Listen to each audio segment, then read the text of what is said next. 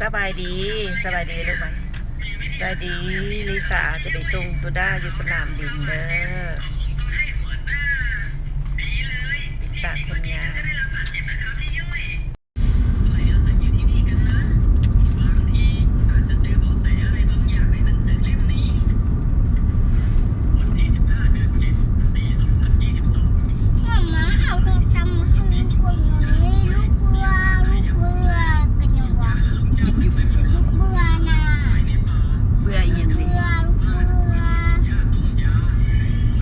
เจ้าน้อยก็ฮอดสนามบินแล้ว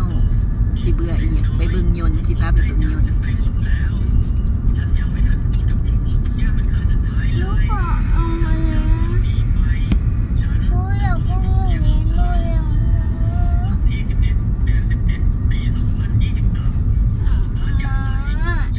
ลูกอยากขึ้นเครื่องบิน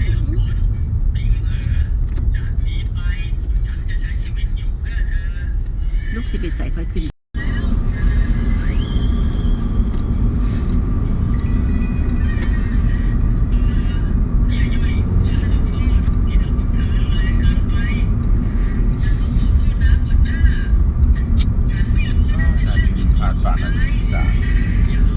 มันต้องมีบอลขายไหมนะ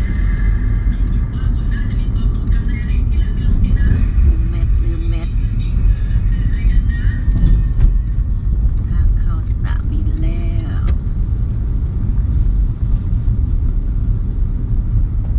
โอ้โหเข้าสนามบินแล้วทางเข้าสนามบินแล้ว10 โมงแล้ว10 โมงจะได้ขึ้นขอแจมปี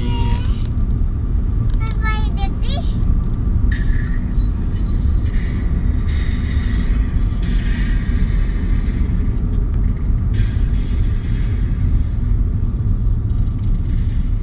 นิสาอ่านในสนามบินรถไฟสากลไปหาฝ